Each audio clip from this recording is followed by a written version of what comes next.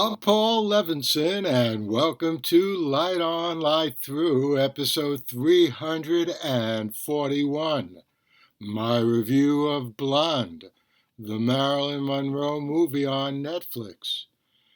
And I'm sorry to say, I found only the acting was excellent in that movie, with a few exceptions. Let's talk about that excellence first.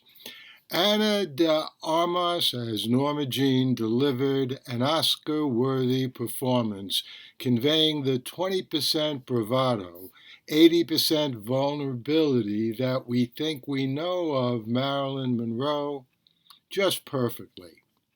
The voice, the facial expressions, the body language was so good, I could believe I was seeing Marilyn up on the screen. And Adrien Brody as the playwright, aka Arthur Miller, was also superb. Not ever really understanding Marilyn, flattered and impressed, not just by her beauty, but even more by her insight and intelligence.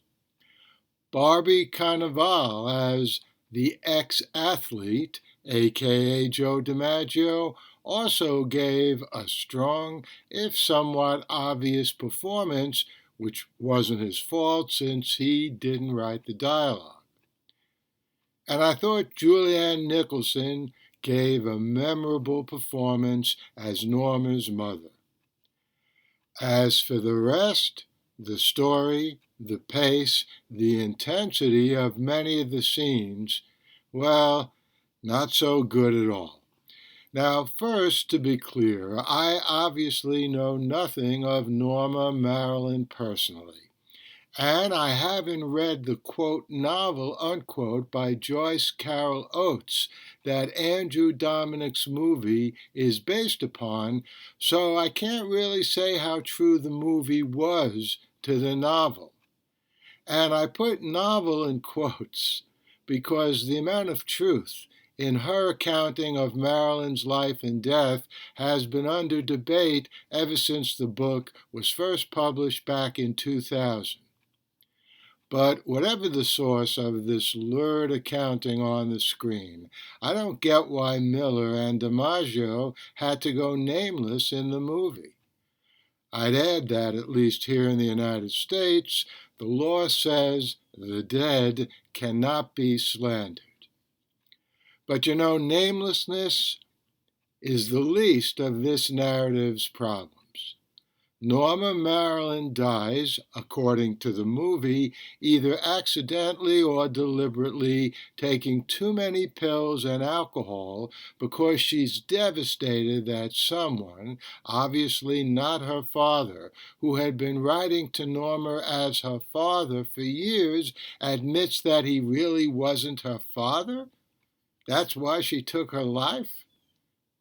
Now, unless that truly happened, that's a pretty lame reason, given what the movie previously shows us about Marilyn's surprising resilience, rescuing her time after time.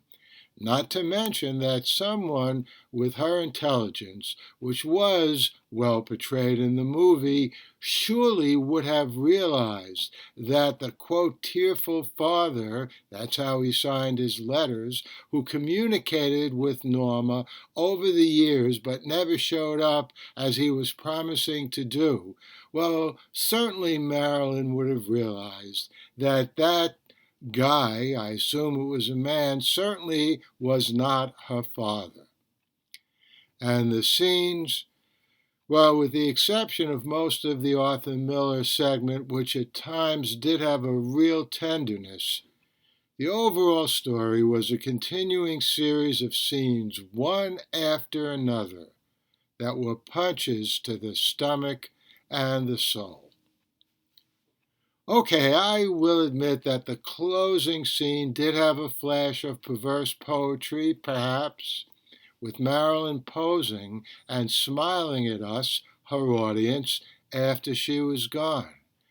It felt like a cinematic embodiment of Bernie Taupin's words in the Elton John song, "Goodbye, Norma Jean." About all the papers having to say was that Marilyn's body was found in the nude. Even in death, her body was exploited, with whether or not this was what she wanted never being known for sure. But as for the rest, and I suppose this is a question of personal taste, but for me the tableaus were just too unpleasant, viscerally revolting, even if the events they were portraying were necessary to see in any form in this movie.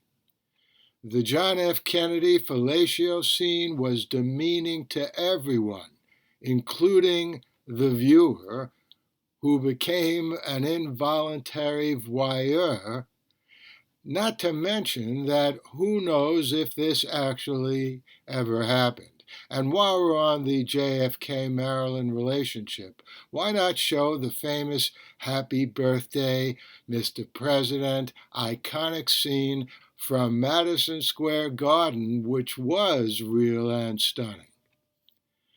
So, though I'll take a chance and see any movie about Marilyn Monroe, only the acting and a sparse few scenes save me from saying, I'm really sorry I wasted my time on this trauma porn. And I hope you found that review of Blonde of value. I will be back here soon with some reviews of more enjoyable enterprises on the screen.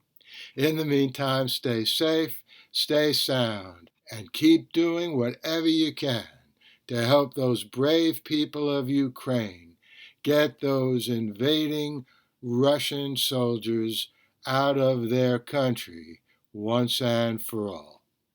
The Light on Light Through podcast.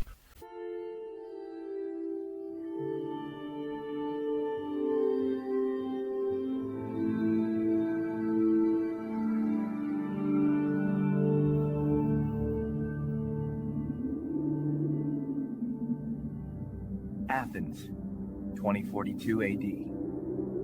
She ripped the paper in half, then ripped the halves, then ripped what was left again into bits and pieces of history that could have been. Sierra Waters had read once that, years ago, it was thought that men made love for the thrill, while women made love for the sense of connection it gave them. Curled Up with a Good Book says, Sierra Waters is sexy as hell. You can find out more about The Plot to Save Socrates by Paul Levinson at theplottoSaveSocrates.com.